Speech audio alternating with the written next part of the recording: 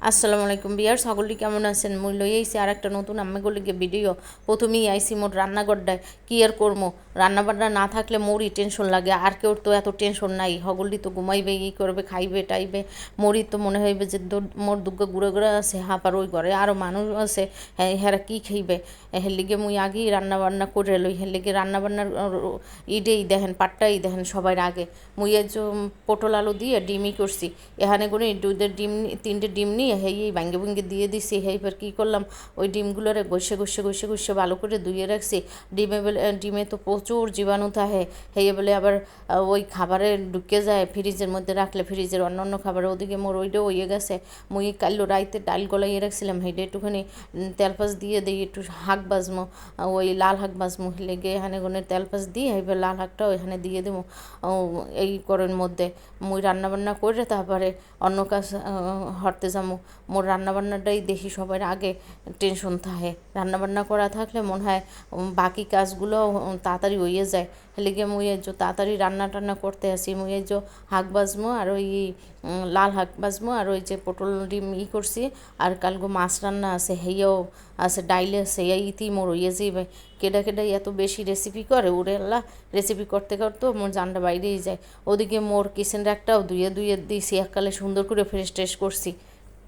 মোর kitchen র্যাকের মধ্যে স্ট্যান্ডগুলো আসলে এগুলো মুই ওই গরম পাতিলেরই রাখি। ওই দেখেন বাঙ্গাসুরাও আছে কিছু, সব হালাই না, হালামু কি হাঁটতে। মোর আবার কোন কামে লাগিয়ে পায় এই তো জানি না। ওগুলোর ঘষে এককাল ডুললে হালাইছি।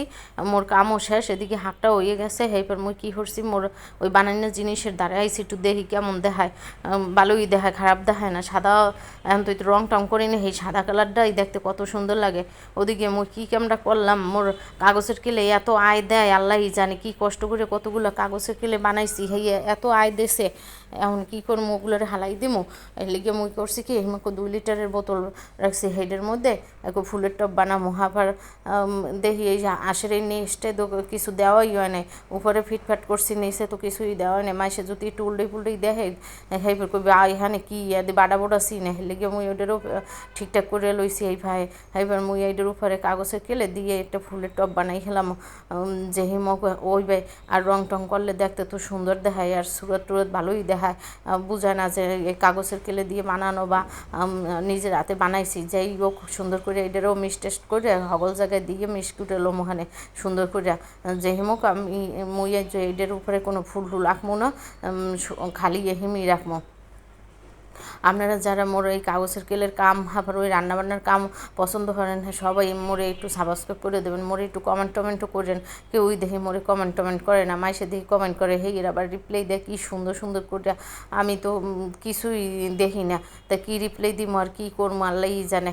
তাই এইটারে সুন্দর করে একালে ঠিকঠাক ফিটফাট করে রয়েছি। আর মুই এইটারে একসে মিক্স করে লোমো। দেখেন কী সুন্দর করে মিক্স করতে আসি একালে, অনেক সুন্দর করে। এবার ওই মধ্যে আবার দেখায় বোতল হ্যাঁ কী করবো, কাগজের কেলে দিয়ে দিব, উপরটা একটুখানি ফিটফাট করে লই। এবার ওই রকম করে এটার চারপাশেও একদম কাগজের কেলে দিয়ে দেবো। আপনারা চাইলে ঘরে বই এরকম সুন্দর সুন্দর জিনিস বানাইয়া তারপর ঘরে সাজাইতে পারেন। হুদো কেনার আসে বইয়া না থাইকা। এরপর এটারে সমান করতে যাই, দেখেন এক পাশ দিয়ে ছুটতে যায়, আর এক পাশ দিয়ে ছুটতে যায়। আস্তে আস্তে সমান করবেন, সময় লাগে এগুলো করতে গেলে, অনেক সময় লাগে, ধৈর্য লাগে। ধৈর্য না থাকলে কিছু করা যায় না। দেখেন না, মুই যে কতদিন পর্যন্ত এই কেলে লইছি, কাগজের কেলে।